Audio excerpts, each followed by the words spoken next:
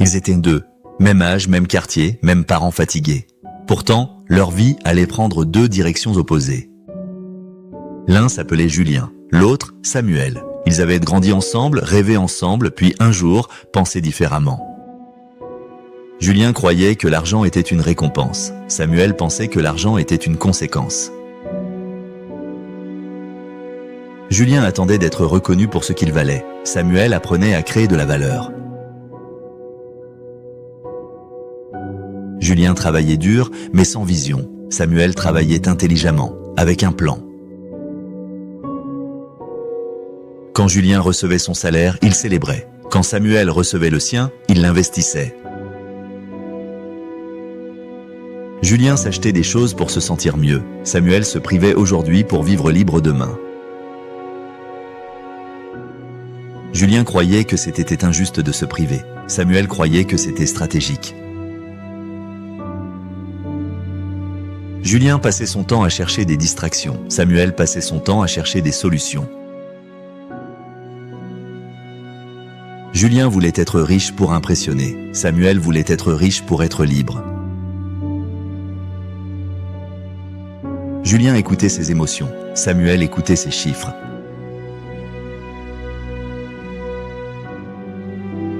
Julien attendait des augmentations. Samuel créait des revenus.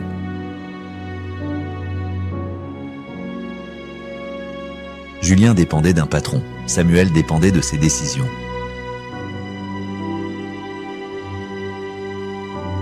Julien se méfiait des riches. Samuel apprenait d'eux.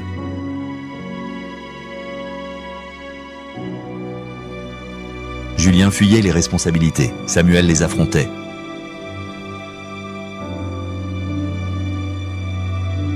Julien achetait pour être vu. Samuel investissait pour disparaître de la course. Julien disait souvent « Je ne peux pas ». Samuel disait « Comment je peux ?»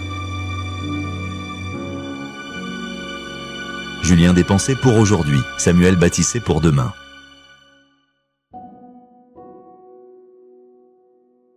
Julien se disait malchanceux. Samuel se savait responsable.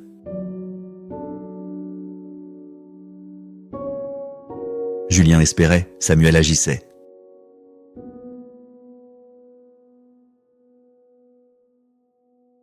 Et moi, j'étais Julien.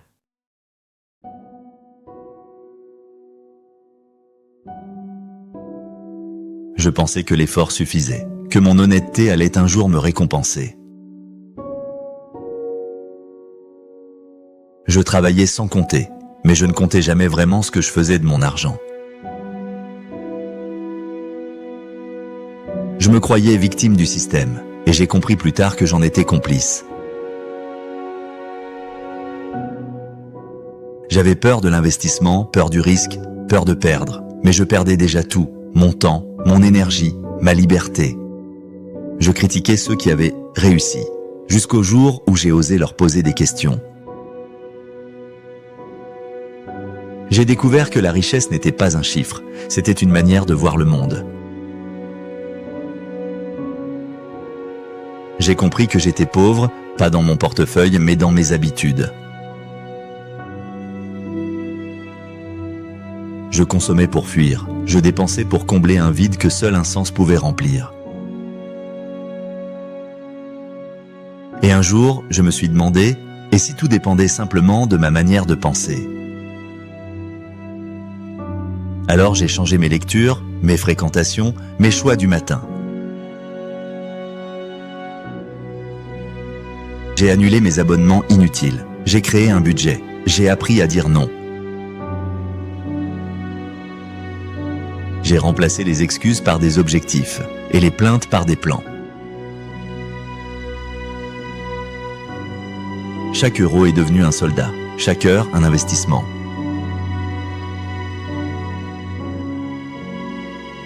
Je me suis fixé une règle, ne plus jamais vivre au-dessus de mes moyens pour impressionner ceux qui ne paieront jamais mes factures. Je suis devenu sobre, discipliné, centré, pas parfait, mais orienté vers l'essentiel. Et aujourd'hui, je vis enfin ce que je cherchais ailleurs, la tranquillité, la liberté, le contrôle. Mais toi, où es-tu dans cette histoire?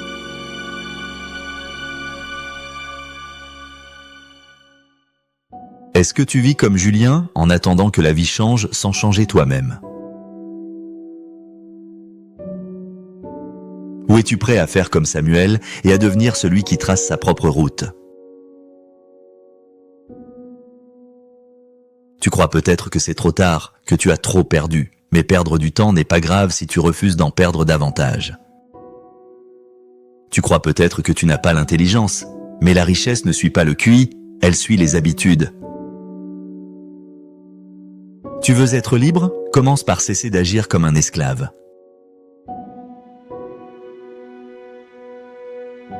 Tu veux devenir riche?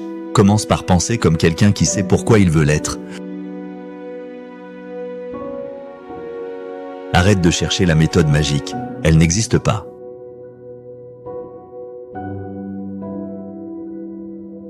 Commence par changer la personne qui cherche cette méthode.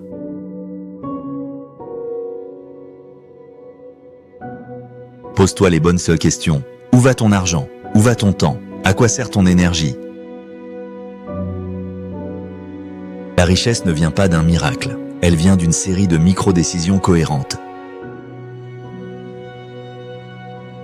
Cesse de croire que les autres ont eu de la chance. Ils ont surtout eu du courage.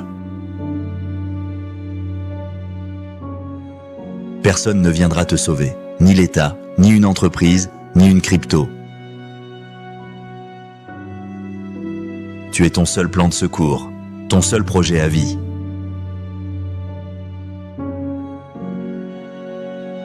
Regarde-toi dans le miroir ce soir. Demande-toi si tu serais fier de celui que tu es devenu. Et si la réponse est non, alors promets-toi une chose, ne plus jamais ignorer cet appel intérieur. Lise, apprends, écoute et surtout, applique. Tous les jours, même fatigué, même découragé. Parce que le monde n'attend pas, la vie passe, et tu mérites mieux que la survie. Tu mérites la clarté, tu mérites la paix, tu mérites une vie choisie, pas subie. Mais tout commence par toi, par une simple décision, continuer ou devenir. Alors qu'est-ce que tu choisis aujourd'hui? La répétition ou la transformation? Tu sais que c'est ce que tu dois faire. Ce n'est pas un manque de connaissances, c'est une question de volonté. Et si cette vidéo t'a touché, c'est que tu es prêt. Maintenant, prouve-le.